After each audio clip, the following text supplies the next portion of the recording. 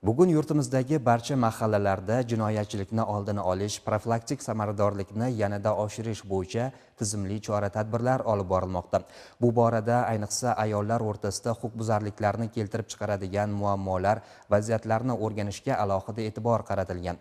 Namangan viloyati Oila va xotin-qizlar boshqarmasi va hamkor tashkilotlar tomonidan 6-son tergov hibsxonasida saqlanayotgan ayollar bilan sayyor qabul o'tkazildi. Tafsilotlar hozirgi lavhamizdan o'rin olgan.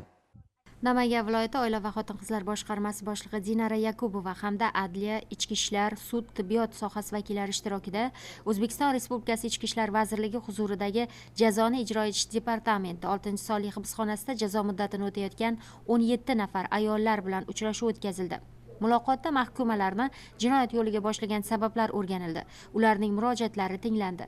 Sayyor qabul jarayonida ijtimoiy huquqiy yordam, sog'liqni saqlash, oilaviy masalalar va reabilitatsiyaga oid savollarga mutaxassislar batafsil javob berdilar. Mutasaddilar ularni ruhan qo'llab-quvvatlash, ijtimoiy moslashuv va kelajakda hayotlarini yangidan boshlashga yordam berish masalalariga e'tibor qaratdilar. Uni oilasi qanday sharoitda qoldi, hozir farzandlari kimda qoldi, nima uchun, qaysi sababdan shu jinoyat sodir etishga turtki bo'lganligi, uni keyingi hayotida mana jinoyat ijro muddati tugagandan keyin undan keyingi hayotida ham albatta ularni to'g'ri yo'lga kirishi, haq huquqlarini himoya qilgan holda ularga yordam berish maqsadida shu uchrashuvlar, sayyor qabullar o'tkazyapmiz. Bugun jazoni ijro etish muassasasiga kelgan bo'lsam, mana hafta davomida har bitta hududimizda og'ir mahallalardagi profilaktik hisobda turgan, probatsiya hisobda turgan, jinoyat sodir qilgan xotin-qizlarimiz bilan ham sayyor qabullar o'tkazib, ularning mavjud muammolarini bartaraf etish choralari ko'rilyapti.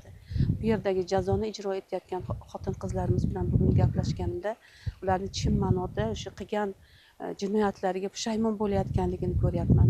Oilasini, farzandlarini o'ylab ezilayotganligi bu albatta qolganlarga ham bir dars bo'lishi kerak deb o'ylayman. Ayol bu mo'tabar. Ayolni bu yerga kelib jinoyat sodir qilib bu yerda jazo muddatini o'tashi ayniqsa bu qanaqadir bir achinarli holat deb o'ylayman-da. Shuning uchun biz kelgan ayollarimizga ham ayniqsa saqlayotgan boshqa shaxslarimizga ham ayniqsa ayollarimizga birinchi o'rinda ular shu kelganda ko'p ruhiy nimaga tushib qoladi.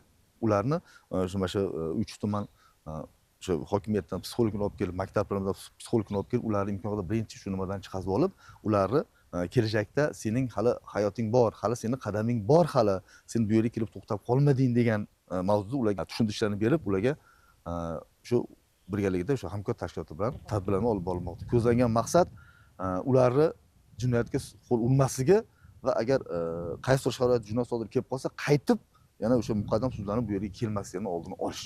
Jazo muddatini o'tayotgan xotin-qizlar suhbat davomida qilmishlaridan chin dildan afsusda ekanliklarini bildirishdi. Albatta jinoyatga jazo muqarrar, lekin xatolarni tan olish va tuzatish orqali kelajakda yangi hayot boshlash imkoniyati mavjud. Judayam qattiq afsusdaman qilgan ishlarimdan. Lekin harakat qilaman. Chiqib hozirda o'zim o'tirib qog'ozlarga yozib shu chiqsam endi baribir qo'rqasiz ekanda, qamalib kelgan ayolga ish beradimi yo'qmi deb xursand bo'ldim, juda ham xursand bo'ldim. Shu prezidentimiz ayollarni e'tibor qoldirmaganlari uchun hozirda farzandlarimni ham juda ham mahallamiz ham juda ham yaxshi qarashyapti ekan. Nafaqa yoshdagi onam keladi, ko'p kelmaylar. Shu ayollar koloniyasiga ham ko'p chaqirmasdim. Shu 3 ta farzandim qarayaplar desam, xursand bo'lib boradilar. Mana prezidentimiz bolalariga har oy pul ajratdi, yordam puli ajratdi. Juda ham e'tibor kuchli bo'lib qoldi deb.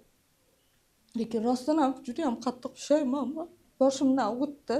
Haqiqatdan yo'lini topib shuncha e'tibor qaratayotgan prezidentimiz chiqarayotgan imkoniyatlardan foydalanish kerak ekan deb o'yladim.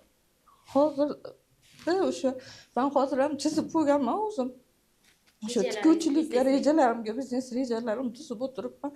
Shu yo'lda pul topsam ham bo'lar ekan. 3 yil ichida juda ham qiynalganim uchun yengil yo'l bilan pul topgan oxiri ahvoli shunaqa. Uchrashuvda savol-javoblar va maslahatlar, tavsiyalar, shuningdek taklif va masalalar bo'yicha yechimlar berildi.